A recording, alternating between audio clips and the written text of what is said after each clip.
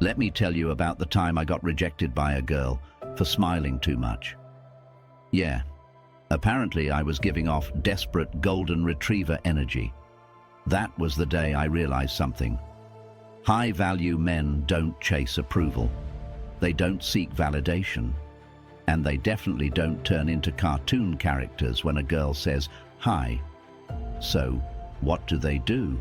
They do this. Stick around, because by the end of this story, you'll know exactly what separates a high-value man from a nervous wreck with sweaty palms and a fake laugh. 1. The sidewalk showdown. Let me paint the picture for you. It was just a regular Tuesday. Not exciting, not tragic. Just Tuesday. The kind of day where your toast falls butter side down, your coffee tastes like regret, and you wonder why you didn't just stay in bed. But then she appeared. She stood outside this hip little coffee shop, holding her phone like she was waiting for someone, or maybe just pretending not to notice the world watching her. She wasn't doing much, but somehow she looked like a scene from a movie. You know, those slow-mo scenes with background music and birds flying in slow motion? Yeah, that kind of vibe. Meanwhile, I was standing across the street looking like a before photo in a makeover ad. Wrinkled shirt, coffee stain on my sleeve, granola bar in my hand like it was my last meal before battle. And that's exactly what it felt like. Battle. I didn't even think. I just started walking toward her, telling myself, just say something. Be confident, be smooth, be cool. Spoiler alert, I was none of those things. The second I opened my mouth, my brain short-circuited. What came out was a weird, awkward sentence I still regret to this day. Hey, you look like you're into beverages. Into beverages? I sounded like a confused alien trying to flirt with a human for the first time. She gave me a look. You know the one. A mix of confusion, amusement, and a silent prayer for me to walk away. And in that moment, I realized something. I had absolutely no idea what I was doing, but someone nearby did. And that's when everything changed. 2. The wrong approach. So there I was, standing in front of this woman, hoping she didn't call the FBI. After I dropped the beverages line, I tried to save it, like when you burn your toast but still try to scrape off the black parts and pretend it's fine. I said, you're holding coffee, and I drink coffee. Haha. So we already have something in common, right? Cringe. Her expression didn't change. You could almost hear the dial-up tone in her brain trying to make sense of me. I smiled even wider, which made it worse. My smile was less charming gentleman and more overexcited game show contestant. Then I panicked and blurted, "Do you like music?" She blinked. Yeah. It was like I was playing awkward conversation bingo and I was going for a blackout. Finally, she said, "I've got to run, but nice meeting you." She turned, walked into the coffee shop, and probably told her friends about the beverage guy. I stood there for a second, half hoping the ground would open up and swallow me whole. That's when I heard a voice behind me. Let me guess. First time talking to a pretty girl? I turned around. There was this older guy sitting nearby with a small coffee and a smug little smile. He looked like the kind of guy who reads philosophy books for fun and doesn't believe in stress. I mumbled, "Something like that." He raised an eyebrow. "You looked like a squirrel trying to do taxes." And just like that, I met the man who would introduce me to the Stoic mindset. 3. Enter the Stoic. He closed his laptop with this smooth, lazy motion, like he had all the time in the world. "Name's Marcus," he said. Fitting, honestly, like he came out of a book called How to Not Care and Still Win at Life. I sat down across from him, partly because I had nowhere else to go, partly because this guy gave off main character energy. "You tried to impress her," he said. Isn't that what you're supposed to do?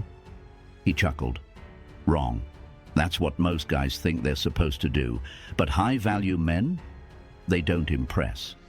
They express. That sounded deep, but I had no clue what he meant. He leaned in. Let me guess. When you saw her, your heart started racing, your brain shut down, and suddenly your mouth went rogue. I nodded slowly. Yep, that's exactly what happened. He sipped his coffee.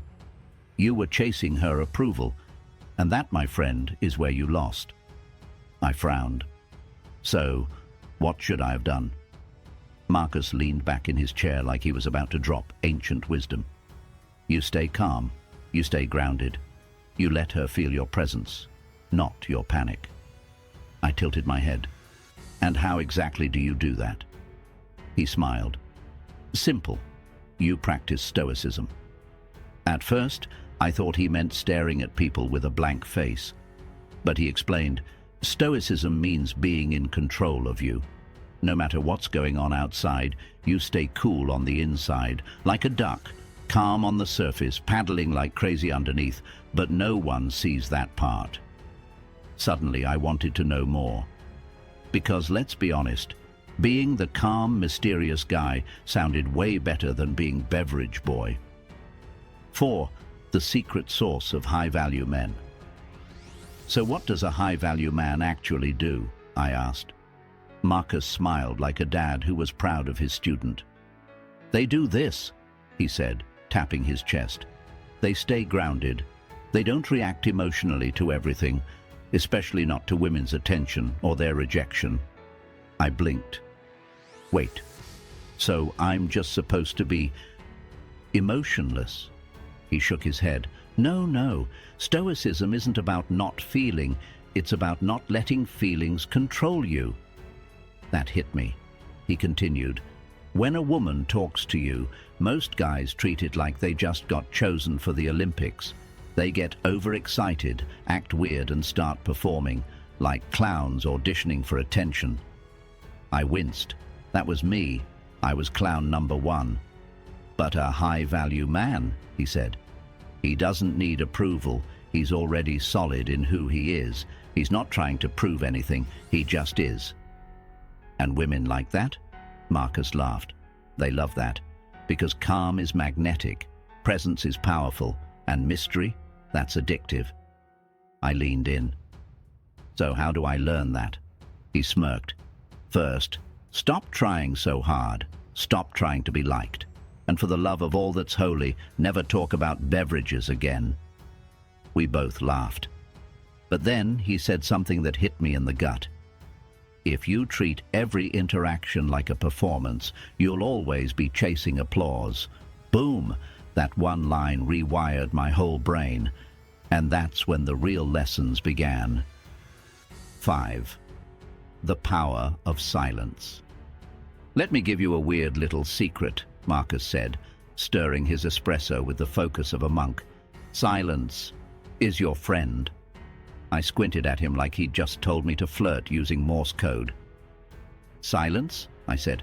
Isn't that awkward? He leaned forward like he was sharing a treasure map. No. You know what's awkward? Desperation, nervous babbling, laughing at your own jokes. But silence? Silence is confidence. He let that hang in the air, like on purpose, which, I guess, proved his point. He continued, most guys can't handle silence. They treat it like a room filling with smoke. They scramble to fill it with jokes, questions, facts about moon landing conspiracies, whatever. But a high-value man, he lets the silence breathe. And girls don't find that weird? I asked. Marcus shrugged. Not if you're relaxed. If you're calm, the silence feels like peace. If you're nervous, the silence feels like pressure. That stuck with me. Fast forward a few days, I'm in a bookstore where deep people go to pretend they read. I bump into this girl who compliments my shirt.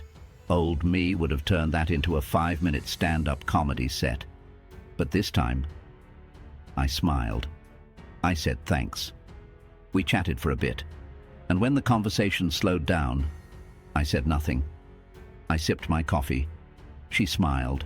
We kept talking. It wasn't awkward. It was natural, because I didn't feel the need to perform. I was just present. That's the key Marcus kept drilling into me. Silence isn't the enemy. Your fear of silence is. High-value men, they're comfortable in the stillness because that's where the real connection happens. 6. Conversations that stick. One day, Marcus asked me, "What do you usually talk about when you meet a girl?" I thought for a second. I ask what she does, where she's from, maybe if she likes dogs. He smiled like a teacher listening to a kindergartner explain rocket science. See, you're interviewing, not connecting. He pulled out a pen and scribbled something on a napkin. He wrote, "Don't try to impress, try to connect." High-value men, he said, ask better questions, not just what she does, but what drives her, what she cares about, what lights her up. I nodded slowly. So like, "What's your biggest dream?" or something. "Exactly," he said. "And when she answers, actually listen. Don't just wait for your turn to talk." This was groundbreaking to me. I used to think I had to be the most interesting man in the world. Turns out, all I needed was to be the most interested man in the room. Marcus added, "Also, slow down when you talk. Don't race to be funny or clever. Take pauses. Breathe." "But what if the conversation dies?" I asked. "Then it dies," he said bluntly. "You're not there to force it. You're there to explore it. If it flows, great. If it doesn't, you move on. No stress." That night, I thought about every convo I'd ever had where I tried too hard, where I turned into a human pop-up ad. "Please like me? Here's a joke. I play guitar.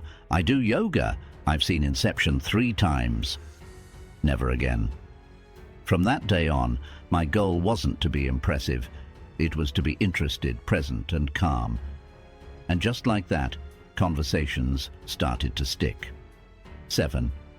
The rejection test. "Let me tell you the fastest way to spot a high-value man," Marcus said, holding up his espresso like it was a prop in a TED talk. "Watch how he handles rejection."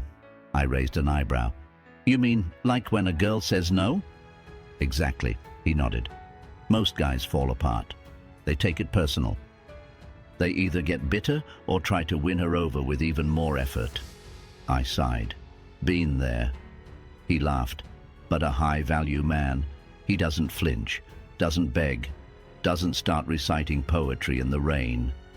I chuckled at the image of myself standing outside in a storm, yelling, "But my vibe is good." Marcus continued, "Rejection doesn't mean you're not enough. It means the connection didn't align, and that's okay." He sipped his drink. "If a woman isn't into him, he doesn't get offended. He gets clarity. That's valuable. Saves time. He doesn't chase. He selects." That word hit me hard. Selects. I'd spent years treating every attractive woman like a rare opportunity, like I had to win her over or I'd miss out forever. But high-value men, they don't operate from scarcity. They know their worth. They understand that not everyone will get them, and that's a good thing. "You're not here to win everyone," Marcus said. "You're here to find the ones who naturally click with your vibe, and if she's not it, cool, next." It made so much sense. Rejection stopped feeling like failure. It started feeling like freedom, because when you're no longer afraid to lose something, you become impossible to shake. 8. Be the mountain, not the leaf. "You ever see a leaf in the wind?" Marcus asked one day. I nodded. "Yeah, they get tossed around like popcorn in a tornado." "Exactly," he said. "That's how most guys are. One compliment from a girl, they're flying high. One bad look, they crash. No center, no grounding." I leaned in. "And the mountain?" "The mountain," he said, "doesn't move. Storms come, winds howl, people yell, but the mountain stays." That image stuck with me, because that's what Stoicism is, being the mountain, being grounded in who you are, no matter what's happening around you. Marcus explained, women can sense when a man is emotionally all over the place. It's like emotional motion sickness. But when a man is steady, calm, composed, that's attractive on a level most people don't even understand. Even if he's not rich or famous. Especially if he's not, because steadiness is rare, and rare is valuable. That's when I realized, confidence isn't loud, it's quiet. It's in your posture, your tone, the way you pause before you speak, the way you hold eye contact without trying to win anything. The mountain doesn't chase, the mountain doesn't explain, the mountain doesn't prove, the mountain just is. And that's power. 9. The callback. A few weeks later, I was back at that same coffee shop. And guess who I saw? Yep, her. The original beverage girl. She was standing in line, looking at the menu. I felt that familiar tug in my chest, but I didn't panic. I didn't overthink. I walked up beside her, calm as ever. "Hey," I said with a slight smile. "We met a while back. I was the guy talking nonsense about beverages." She turned, surprised, then laughed. "Oh yeah, I remember you. That was unique." "I've been working on my material," I said.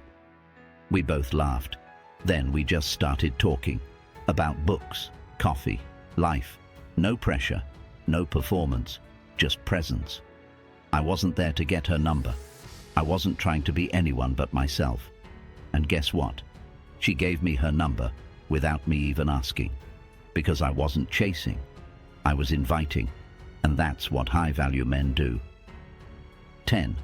The final lesson. "Last lesson," Marcus said one afternoon. "You ready?" I nodded.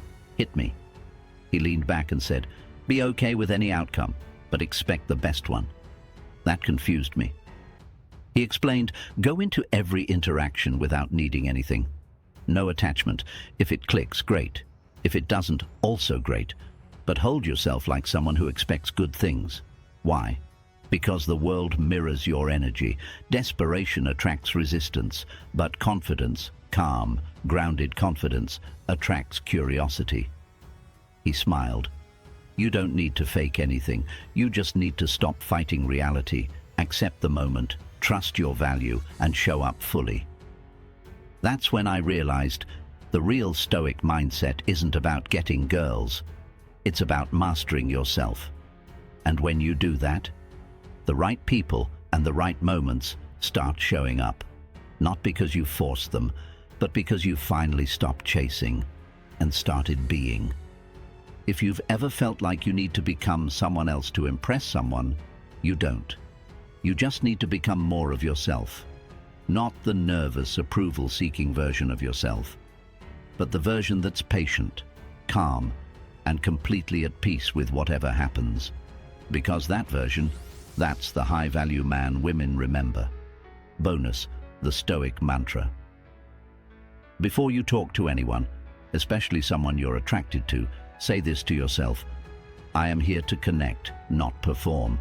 I am complete with or without their approval. Say it until you believe it, and then walk into that conversation like the world's already yours. Because if you can do that, you've already won.